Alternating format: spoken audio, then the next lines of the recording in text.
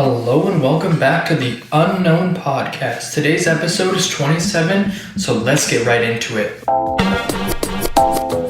Alright, so let's start with the fact of the day, which is cherophobia is an irrational fear of fun or happiness. That's right, it exists. There's literally a phobia of fun. So if you know there's any party killers in your crew, you already know. You already know they're afraid to have fun. That's an actual thing. So what I wanted to kind of get started with on today's episode is that Bill Nye, the science guy, no one else has taught me science so passionately throughout my childhood, okay, except for Bill Nye. Now this man, he made a video, okay, and he's pretty much calling out everyone who watched him back in the day, in science class, saying, you're adults now, you should be caring about the environment, climate change is real, and you should have taken my advice and you should be changing it because you're the new generation. It was all fun and games when you were kids, but now it's time to grow up and really take care of the environment. And that hit me, as I'm sure it did with a lot of people my age who watched him growing up. He literally swore. This man who you never hear swear, and you always kind of listen for it, but he never does it. He always skips around it. He'll be about to swear and you can kind of assume that's what he wanted to say, but he doesn't do it. Okay, and now he did it. He just straight up swore. I'm gonna try to find the clip, so here we go. This is Bill Nye calling us out. Here, I've got an experiment for you. Safety glasses on. By the end of this century, if emissions keep rising, the average temperature on Earth could go up another 4 to 8 degrees. What I'm saying is the planet's on fucking fire. That's right, you heard it. There are a lot of things we could do to put it out. Are any of them free? No, of course not. Nothing's free, you idiots. Grow the fuck up. You're not children anymore. I didn't mind explaining photosynthesis to you when you were 12, but you're adults now, and this is an actual crisis. Got it? Safety glasses off, motherfuckers. So you know what I'm saying? This guy called us out. He said, you're a generation who listened to me. I used to teach you about a lot of things regarding science, but now it's time to grow up and care about the universe. Care about the universe, like Thanos, Nah, I'm kidding. He said it's time to care about the world and the climate change and all the things going on right now. We gotta be the generation that changes things. And there's actually a lot going on right now. There's plastic straws being changed to recyclable, decomposable straws and stuff like that, like paper straws, which I'm not gonna, say it very loud, but I don't like them. But who cares? It saves the environment. Even if it gets destroyed while I'm drinking using it. I'll be drinking and it'll start decomposing on the freaking spot and it gets destroyed and nothing can go through it. But you know what? It saves the environment. So who am I to complain about that? There's a lot of stuff going on. Even Lush, I was there the other day, and this person was so eager to just tell me that they were recycling certain containers. So if you bring in the container, you can get a discount or something like that off of, let's say you bring in 5, you'll get a certain product discounted or something like that. Kind of like what they do with the beer bottles. You bring your beer bottles back and you get money for them. So this person just couldn't wait to tell me. She was like, I was holding that back for so long because no one really asks me. And she even asked me, she was like, so has anyone told you about the plan? And she was on edge, and I was like, no. And she's like, perfect, let me tell you. She was jumping on that opportunity. So yeah, Bill Nye, he's telling us to grow up. It's time to take that leap and start caring about the environment. Time to do it, time to really do it. All right, so something I kind of want to just talk about a little bit since I haven't been on here for about a week is, yes, on the last episode, my hair was very short. I had recently just shaved it all off because I dyed it and kind of got tired of the color. So I'm going to tell you my experience with having short hair. Now, it is shorter than I've ever had it. You can literally see my scalp. Now it's starting to grow in, so it's at the point where it's almost looking like I have a normal haircut, just a lot shorter. And through the experience of actually growing it to this point, I've realized that a lot of people look at me differently. A lot of people don't recognize me, and it's actually baffling because they'll look at me and they'll be like, who are you? Okay, I went to my roommate's soccer game, and these people who have seen there at their soccer games for an entire year or 2 years now, they were like, oh yeah, we played with them last year. And I was like, I mean, I know I was there at like every single game. You don't know who I am? Like, I mean, I'm not trying to act like I'm like some celebrity. Like, you don't know who I am? Excuse me? But come on now. Like, you see me every single day and you don't recognize me? But that's not the only thing. Like, I've literally had friends where they're like, oh wait, what did you do? Like, when they saw my hair, they were like, what? And I didn't get the reactions to that for a YouTube video. In fact, I got the reaction of when I dyed it. I should have gotten the reaction to when I buzzed it, because the response I got was something I never even expected. It was crazy. It was like they literally looked like I was like a ghost. They were like, what did you do? But yeah, so the experience is pretty much, other than people not really recognizing me, is they think I'm a lot older. So apparently I look a lot older right now. My grandpa even told me, he's like, you look like a convict, like you gotta grow your hair out. I mean, the tattoos and the hair doesn't help as a little combo, but I definitely don't think I look like a convict. I feel like I'm like the nicest hearted person, so I can look all tough, and then once I talk, you're like, oh, okay, like, yeah, he's just a, he's just an innocent little teddy bear. But so yeah, that's a little awkward. Another thing that I've realized is super awkward, and this is probably something just with me, but I don't know, I'm gonna share it with you. Maybe you've had a similar experience, is when I'm in lines. That's where I feel the most freaking awkward, is when I'm standing in a line waiting for, let's say, to order for something, or even if it's just a line to get certain services, it's always the most awkward because I don't know what to do. Like, what do you do with your hands? Where do you look? Are you supposed to like move your legs? Are you supposed to do little laps? Like, am I supposed to go on my phone? And going on your phone is like the easiest out, because then you can kind of distract yourself and it kind of looks normal. But when I see people around me in the line that don't have their phones out, I'm like, oh, I can't break this streak. I don't want to look like some millennial out here. I don't want to look like some kid who's just distracted by his phone 24/7. So, I'll play along. I'll be like, yeah, I'm just looking at the ceiling, looking at the walls. Oh, wow, that's a nice little art piece on the far left wall over there. Let me just look at that for 20 minutes. Like, I just don't know what to do. Like, what the heck are you supposed to do with your hands? What are you supposed to think about? Honestly, it's the most awkward thing. I get very self-conscious just standing there, because I'm like, oh, like, I don't know if people are looking at me, if they're looking at the ceiling. I don't know what they're thinking. And that's literally, I think that's just with me, because I doubt people actually care about anything that's going on around them when they're waiting in line. I think they're just thinking about what they're gonna order or something like that. But for some reason with me, I get a lot of anxiety about that. Like, I saw someone straight up stretching in front of me in a lineup for Starbucks. They were straight up, they grabbed their leg and they started doing stretches like they were about to run a marathon, doing some like over the shoulder, do like these stretches, gotta touch your toes, all these things. I'm like, what are you doing? But you know what? I guess they just know what to do in lines. Maybe I'm just inexperienced, Maybe I don't know what's going on. Maybe I'm out of the loop here and they know what's up. So, you gotta do what you gotta do to get through that line. Gotta do what you gotta do, Can't be having those little awkward, embarrassing moments where you're getting a lot of anxiety, like, oh, do I think about what I'm gonna order? What do I do? Where do I look? All that stuff. You just gotta stretch. Just gotta stretch it out. Use that time wisely. So, I'm currently taking a summer school course, and it's Bollywood cinema, because I am, yes, a film student, but it is honestly so freaking entertaining. So the movies are like 3 hours to 3.5 hours usually. They're really freaking long.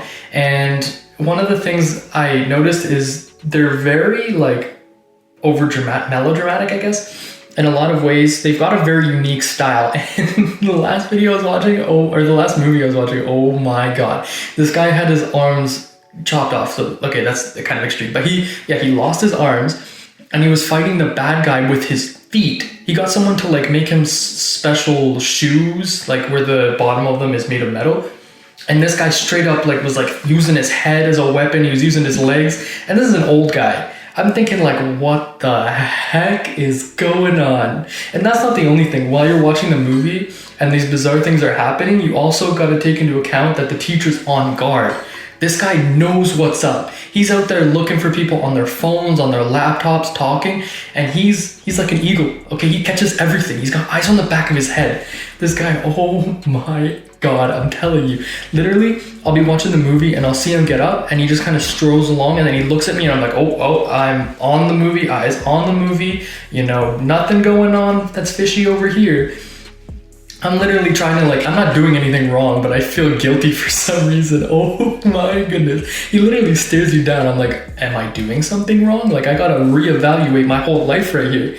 And he's busted me too.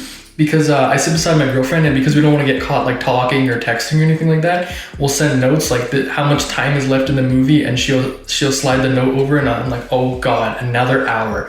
And he busted us. It's just a note, but this man stopped the entire lecture, and he was just like, or it was before the movie, and was it before the movie? No, it was I think we were taking a break. Yeah. So we were taking a break in between like the second hour and the last hour of the movie. And she was sending me a message saying like, oh, we have another hour of this left. And then he was giving like a little explanation on what we've watched. And then boom, he stops the class and he's like, oh, sorry, I just don't want to interrupt you. I was like, what don't you want to interrupt? It was just sliding a note. What more do you want from us? But anyways, I just wanted to, you know, touch on that little fact, since that's freaking nuts. So you ever hang out with your really, really close friends? Maybe it's like friends from your hometown or your best friends, and you kind of act differently. I've thought a lot about this, and I do that exact thing. Like I will act differently around my best friends than friends that I've had, for like a year, but they're not in that same category, you know? Let's say like university friends. You've got your university friends, and then you've got your friends from back home. With me, they're kind of mixed. Like I have my university friends are my friends from back home, but I'm just giving you an example so you can kind of see where I'm coming from here. So you've got your friends from university and your friends at home, and when you hang out with your friends at university, you know, you have a certain way that you act, a certain way that you talk, interact with each other. But when you come back home, let's say you're with your best friends, a lot of times, do you not like act differently? Do you find that the two contrast each other? Because with me, of course, a lot of people that I meet at university and I become friends with, I don't converse with them the same way that I would with the people who I converse with back home, like my best friends. In a lot of cases, I act completely differently, like a different person. And that's the same case with a lot of people, whether it's a very minuscule kind of difference, you can still notice that there's always going to be something different in the way that you act, react, talk, whatever the case may be. And I was kind of just thinking a lot about that, like why do I act differently? And I think it's just because I have different things that I know that my friends find funny compared to other groups of friends, that they don't find the same kind of humor, maybe they don't think the same way. So where are you truly yourself? You know, that's a deep question. It's a little philosophical question for you, you know, just in case you weren't woke enough today. There you go. Really though, like everyone has like a different version of themselves too. So it might not only be like your friends at university and your friends from home, it might also be with yourself. You have a certain vision of who you are as a person, and if that doesn't match up with who you actually are, you know, sometimes you got to think about that, really take that into perspective and work on that or change that or try to mold yourself into the person that you want to be. But then again, you have to be genuine, you know? You don't want to be like trying to be something that you're not, which kind of makes this whole thing confusing because I seem like I'm contradicting myself, but please bear with me. Like what I'm saying is I know that I act differently around different friends, but there's always that little part of me that is the same throughout, you know. This can be the case not even just in the context that I've given you, but also let's say you wouldn't talk the same way with your best friends as you would with your parents. You know, when you're with your parents, you don't swear, you know, you have to watch your language, you probably wouldn't make the same jokes, use the same slang. So there's a lot of things that you kind of alter to when you're talking to different people, you're interacting with different people. So now take that into perspective and think like, oh, is there a part of me that is the same throughout? And yes, definitely, like for me, I realize that there is a part of me that's the same throughout. You know, I'm very goofy, I'm very weird and silly, and sometimes, I'm not gonna lie, I'm kind of clueless. But that's something that regardless of who I'm talking to, even if I'm talking differently, like that translates through and through. And that's kind of an interesting thing to think about, is like your version of yourself, your friend's version of yourself, your parents' version of yourself, and then like everyone else's version of yourself. Like maybe a person who you just met 5 seconds ago, how did they perceive you? And that's just something that's really kind of interesting to think about, even especially when you're thinking towards like a stranger's point of view or your first impression with someone versus someone who's known you for years. And you know, even getting someone else's perspective, like if you ask your friends like, oh, what do you think about me? What are the first few lines? If you were to think of a describing word, maybe 3 for me, what would they be? And then you can kind of see how like they're different across the board, but there are always things that come and they're the same, you know? And that's kind of cool. Like I know I just went on a weird tangent, you know, but that was just something that was really on my mind. And speaking of thinking about differences in you, I was thinking a lot about things that I've done when I'm younger. You know, when you're like chilling on your bed, just thinking back to the good old days, and then you think of something super cringy and you're like, oh, why did I do that? And now you're thinking like, I would never make that mistake. Like I'm grown, I'm better, I'm mature, whatever the case may be. You're like, damn, why did I do that? If I could go back time, I would not do that at all. But then you think like, maybe in like 5 to 10 years, the same thing's going to be happening, and the things you're thinking or doing right now, you're going to be thinking back about and being like cringing in the spot, on the spot, just like, why the hell did I think that was okay? Why did I do that? What's wrong with me? You know, if you're thinking those kind of things, just imagine what you're going to be thinking in the future. Like, if you think about that now when you're doing something, you're like, oh, am I going to cringe about this in 10 years? You probably are. So just enjoy it while you're young, you know? Future Matt's probably going to be talking shit on past Matt right now, you know? And I got it on video, so I don't even have to just think about it. I can pull up the clip, you know, watch it through and through and see myself trying to be woke for like 10 minutes talking about all this weird nonsense of perspective and seeing yourself as a different person. But no, that was just something interesting I was kind of thinking of. And another thing I kind of wanted to talk about is I saw this movie, The Pokemon Detective. Is it The Pokemon Detective? I saw this like Pokemon detective movie. It was actually so freaking entertaining. I definitely recommend you guys check it out. But in it, there's like these different Pokemons, and they're like pets almost. Not even, yeah, they're like pets. They're like companions, life companions. And they travel like on the people, and they have this world where they live in harmony together. So it's not like you use them for battle and stuff like that. It's more like they're your cute little pet.